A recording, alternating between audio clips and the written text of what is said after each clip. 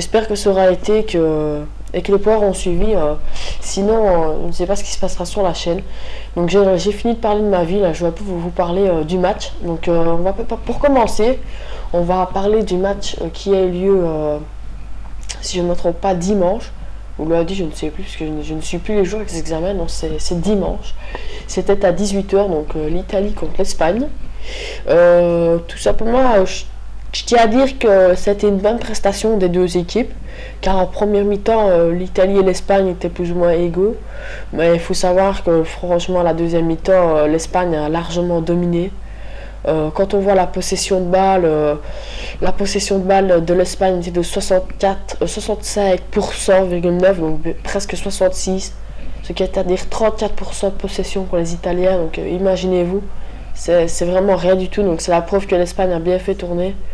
La preuve qu'ils ont fait tourner, ils ont réalisé près de 750 passes, tandis que les Italiens n'en ont fait que 350 aidés, je pense. Donc ça c'est quelque chose aussi, voilà quoi, on voit que ça marque la différence. Donc la possession était du côté de l'Espagne. Quelque chose qui est un petit peu dommage pour les Espagnols, c'est les deux occasions de Torres ratées dans les dernières minutes. Torres qui est rentré vers la 70e minute. Je ne sais pas pourquoi il n'était pas présent avant, c'est bien dommage. Car c'est un très bon joueur, mais il faut savoir qu'il a souvent des occasions qui concluent rarement au but.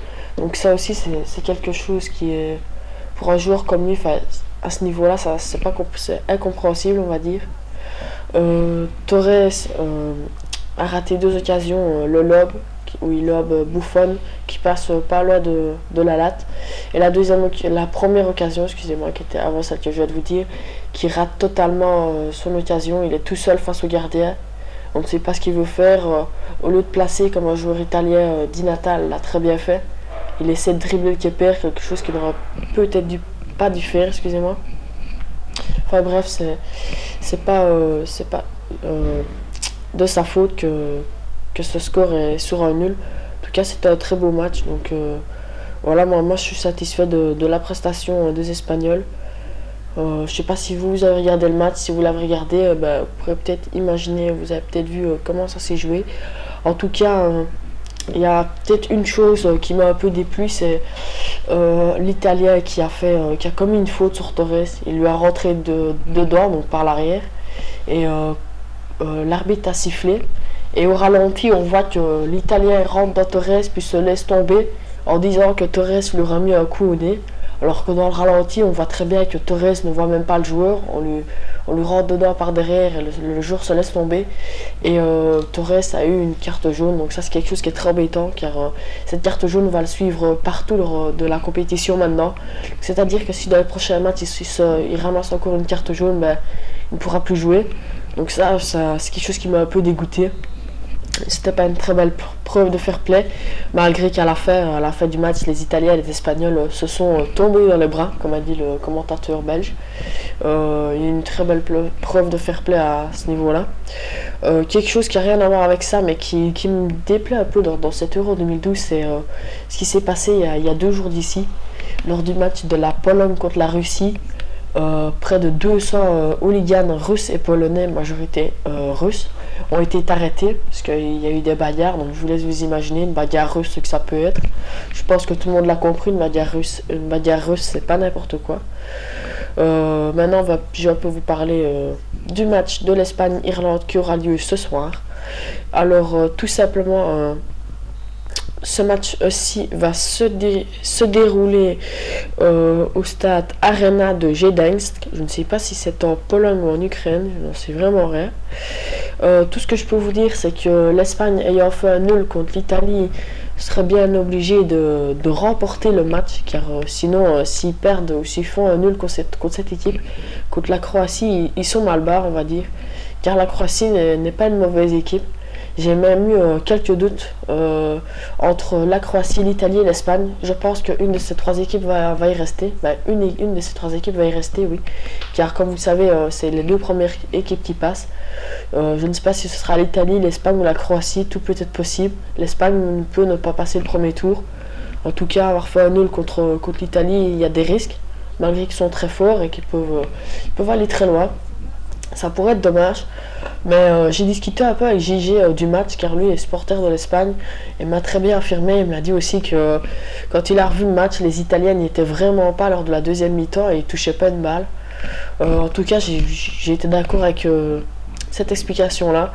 Mais Trax, celui qui est supporter de l'Italie, m'a affirmé aussi que la première mi-temps des Italiens était bien jouée. Ça, je suis aussi entièrement d'accord. Donc, l'Italie et l'Espagne sont capables d'aller très loin. Mais je pense que si jamais ça peut arriver qu'ils se recroisent en finale, s'ils se recroisent en finale, l'Espagne gagnera sûrement. Parce que je pense vraiment. Car l'Italie a fait bloc derrière et a joué la contre-attaque. Ça peut être une idée. Je trouve que c'est un style de jeu. Beaucoup d'équipes le font. Dans le match de l'Espagne et Irlande qui se déroulera ce soir, je n'ai pas encore la composition de l'équipe, donc excusez-moi, je ne saurais pas vous en dire plus.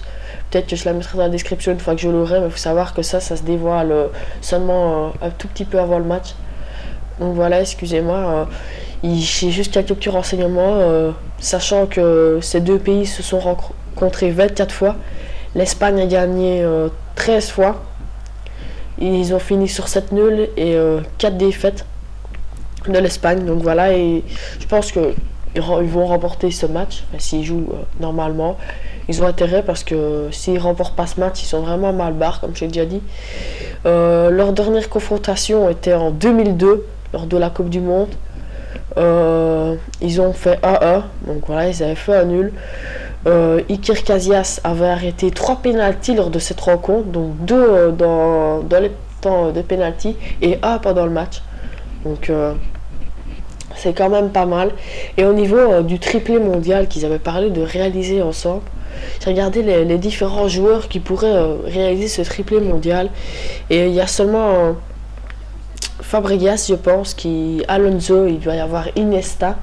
Raoul, quelques autres joueurs qui peuvent réaliser ce triplé mondial, car comme vous le savez, tout le monde n'a pas été présent dans les 3 compétitions, c'est-à-dire Euro 2010, 2008, Coupe du Monde 2010 et Euro 2012. Donc en tout cas, j'espère que ce petit commentaire vous a plu. On se laisse sur ces quelques mots, car la partie a pris sa fin.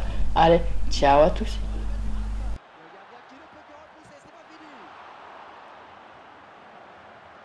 Le ballon retourne dans les pieds du gardien. Fernando Torres qui intercepte cette passe. Et c'est contré par le défenseur, dommage. Voilà.